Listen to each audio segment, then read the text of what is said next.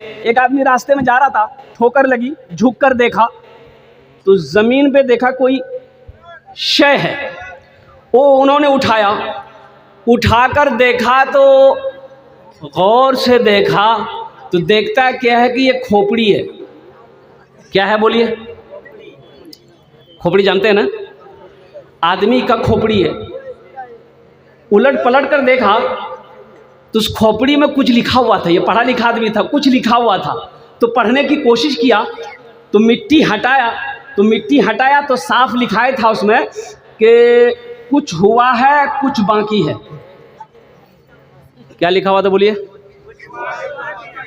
ये आदमी सोचा कि अल्लाह, इसको मरे हुए ना जाने कई साल हो गया होगा, इसका जिस्म मिट्टी में मिल गया होगा, अब इसका बाकी क्या है?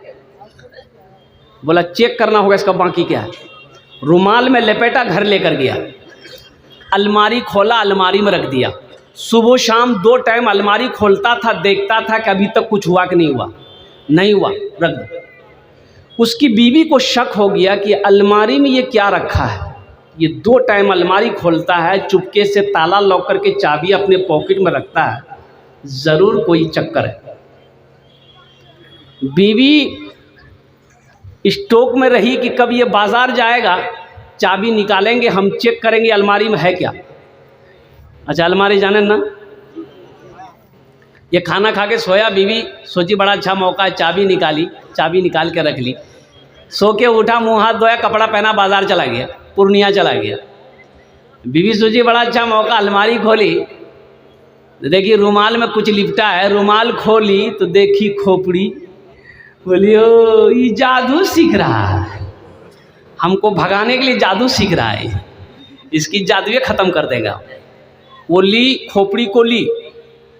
अच्छा, वो जो धान कुटते क्या बोलते हैं उसको हम लोग? उखली।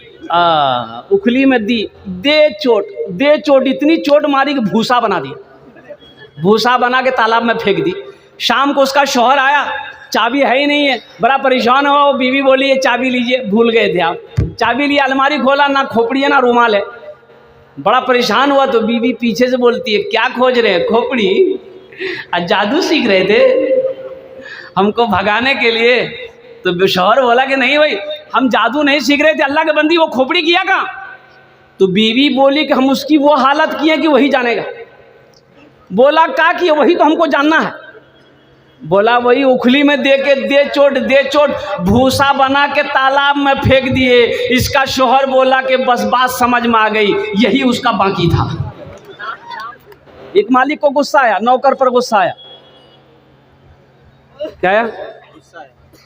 गुस्सा करना चाहिए? बोलो भाई, गुस्सा करना चाहिए? गुस्सा करना क्या है? हाँ। मालिक नौकर को मारा, नौकर को भी गुस्सा आया।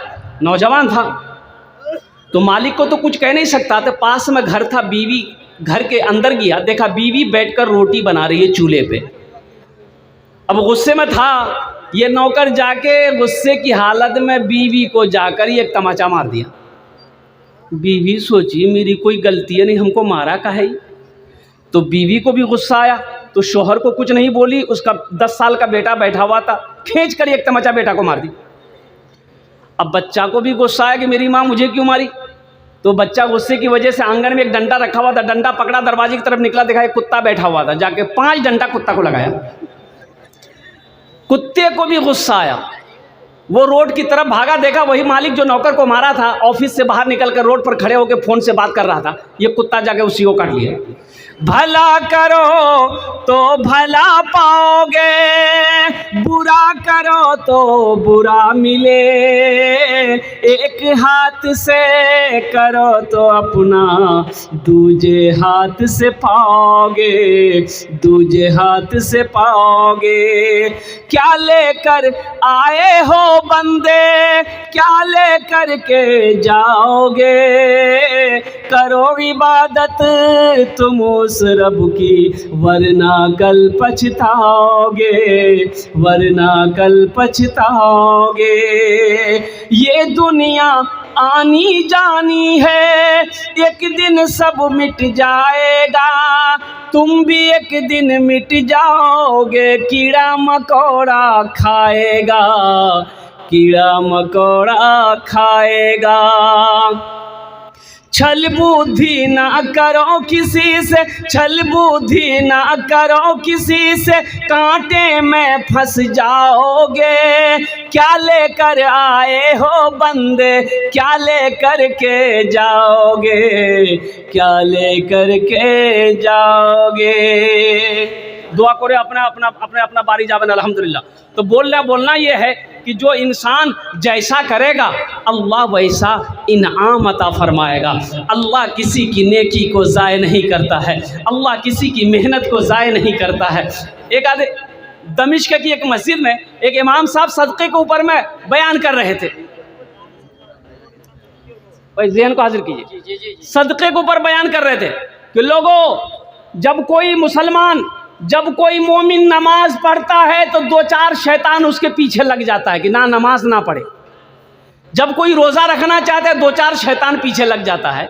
लेकिन जब कोई मुसलमान सदका करने का इरादा करता है तो 70 शैतान लग जाता है। कितना लगता है? नमाज में कितना लगा? दो चार। रोज़ा नहीं रखने देंगे दो चार शैतान लग गया। लेकिन सदका करने की जैसे आपने नियत किया कि मदरसा में पैसा देंगे, हम गरीब को पैसा देंगे, बेवा मसाकिन को पैसा देंगे, ये गरीब की बच्ची शादी नहीं हो रही है इसकी शादी करवा देंगे, जैसे ही आपने इरादा किया 70 शैतान पीछे लग जाता कि ये जैसे भी हो सदका ना कर पाए।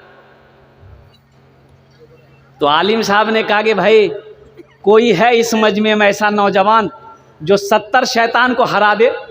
एक नौजवान खड़ा हुआ, बोला शैतान की ऐसी की तैसी मैं हराऊंगा। वो घर गया, बोरा में आटा भरा हुआ था, एक झोला में आटा लिया और ले करके जैसे घर से निकल रहा था बीवी आके सामने खड़ी हो गई। बोले किया छे आप कोथा जा चिन? बोला हम सदका करने जा रहे हैं। बोला दिमाग खराब हो गया तुम्हारा, कमाते उमाते है ये नहीं हो, घर में रखा हुआ आटा सदका करने जाओगे, आटा रखो। ले आके झोला रख दिया, आके फिर जलसे में बैठ गया। तो हजरत ने, कुछ लोगों ने कहा, हजरत ने पूछा भाई क्या हुआ, तुमने 70 शैतान को शिकस्त दे दिया? बोला हजरत शिकस्त देने के लिए तो हम तैयार थे, कोशिश कर रहे थे, लेकिन शैतान की अम्मा बीच में आ गई, बस वहीं पर हम हार गए। अल्लाह किसी की नेकी को ज़ाय नहीं करता था, कि नहीं करता है। क्यों आए थे इस दुनिया में जाना है मालूम नहीं, जाना है मालूम नहीं। क्यों आए थे इस दुनिया में जाना है मालूम नहीं, जाना है मालूम नहीं। सामान सफ़र सब ठीक करो, कब होगा सफ़र मालूम नहीं, कब होगा सफ़र मालूम नहीं। हज़रत अबू दादा रज़ी अल्लाह ताला अन्हु एक सहाबी रसूल हैं। अभी बच्चों के सर पे पगड़ी बांधी गई, जश्न दस्तार फजीलत का ये जलसा आपके महल्ले का, आपके गांव का, आपके मदरसे का अल्हम्दुलिल्लाह आपके नज़रों के सामने किया गया। अज़मत कुरान क्या है, शान कुरान क्या है। हज़रत अबू दादा रज़ी अल्लाह ताला अन्हु एक सहाबी रसूल हैं। अल्लाह के रसूल की बारगाह में पास में ये गरीब सहाबी आया, गरीब आदमी था। उन्होंने कहा कि या रसूल अल्लाह, मेरे माँ बाप आप पर कुर्बान, मैं गरीब हूँ। या रसूल अल्लाह, मेरे पड़ोस में, मेरे घर के बगल में मेरा एक पड़ोसी है, उसके आंगन में एक खजूर का पेड़ है। या रसूल अल्लाह, उसकी डालें, उसकी शाखें मेरे आंगन में झुकी पड़ी है। या रसूल अल्लाह, खजूर जब पकती है, कुछ खजूरें मेरे आंगन में गिर जाती है, मेरा बच्चा भूखा रहता है, उन खजूरों को उठा के खा लेता है, लेकिन मेरा पड़ोसी इतना बड़ा जालिम है, वो आता है मेरे बच्चे के हाथों से खजूर छीन लेता, मुंह से उंगली डालकर खजूरें निकाल लेता। तो अल्लाह के नबी सल्लल्लाहु अलैहि वसल्लम बुलाए उसको, जैसे उसको बुलाओ, उसको बुलाया गया। वो मुनाफिक था। मुनाफिक जानन ना, बोलो ना। मुनाफिक की 3 पहचान है। 3 पहचानों में से एक पहचान मुनाफिक की ये भी है कि मुनाफिक सामने कुछ और बोलेगा, पीछे कुछ और बोलेगा, चाहे वो हम ही क्यों ना हो। अगर मेरे अंदर भी ये फितरत है तो हम मुनाफिक हैं। अब सोच लीजिए कि मुनाफिक कौन है। मुनाफिक की ये पहचान ये भी है कि वो सामने आपका कुछ और बोलेगा, पीछे जाकर कुछ और बोलेगा। चाय की दुकान में बैठे हुए एक आदमी आया, सलाम वालेकुम। हाँ वालेकुम सलाम, खैरियत शेख, बैठिए शेख, चाय दो शेख के। चाय पिला दिए। अब शेख उठ के जैसे गया, बोले क्या चाहिए? नहीं, फालतू आदमी है जी। वो मुनाफिक था, अल्लाह के रसूल के सामने बैठा तो अल्लाह के रसूल ने इरशाद फरमाया भाई कि वो पेड़ तुम्हारा है? कहा कि मेरा है। तो अल्लाह के नबी ने इरशाद फरमाया तुम उस पेड़ को बेचोगे? अगर तुम इस पेड़ को बेच दोगे तो जन्नत में ऐसा ही पेड़ अल्लाह तुम्हें अता फरमाएगा। जन्नत में पेड़ मिलेगा खजूर का, बेचोगे? तो मुनाफिक कहने लगा कि या रसूल अल्लाह, ये पेड़ का फल बड़ा मीठा है, हम इसे नहीं बेच सकते। मना कर दिया। वो मना करके मुनाफिक चला गया। मना करके चला गया। वहीं पर एक सहाबी बैठे हुए थे, हज़रत अबू दहदा रदी अल्लाह ताला अन्हु।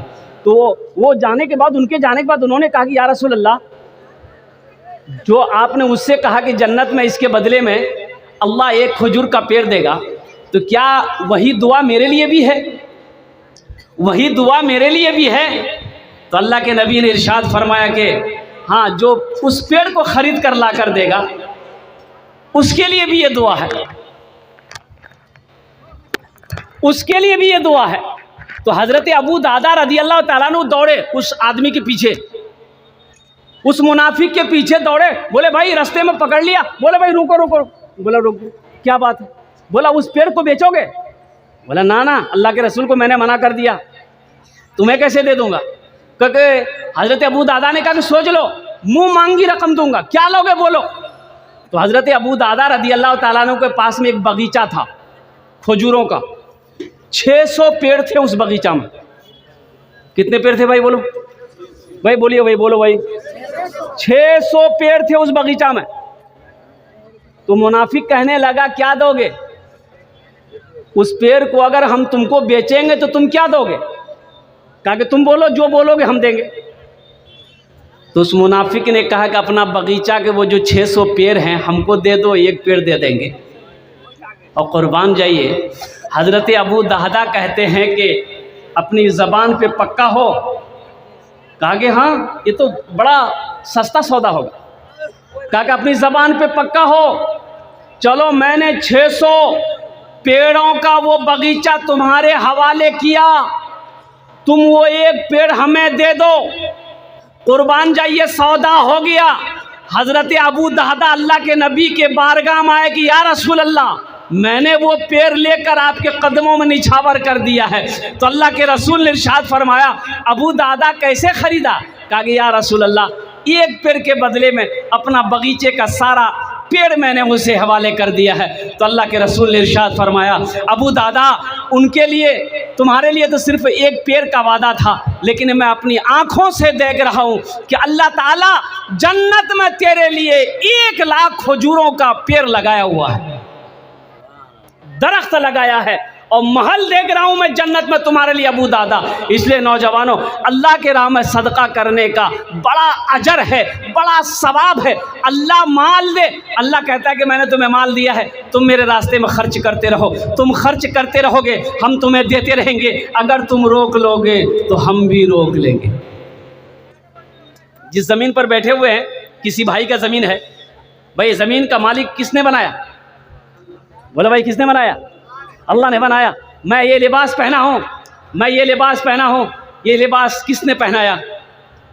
अल्लाह ने पहनाया। अल्लाह ने मुझे पैसा दिया, मैं इस कपड़े को ख़रीदा, दर्जी ने कपड़ा सिया, अल्लाह ने पैसा दिया, दर्जी को मैंने पैसा दिया, इस कपड़े को अल्लाह ने पहनाया है। और कुर्बान जाओ नौजवानों, जो चीज़ भी मेरे पास में है ये अल्लाह का अता है, ये अल्लाह का दिया हुआ है। ये जेब में पॉकेट है, इसमें पैसा है, ये भी अल्लाह का है। अल्लाह कहता है मैंने तुम्हें माल दिया है, तुम मेरे रास्ते में खर्च करते रहो, तुम खर्च करते रहोगे, हम तुम्हें और देते रहेंगे। अगर तुम रोक लोगे तो हम भी रोक लेंगे।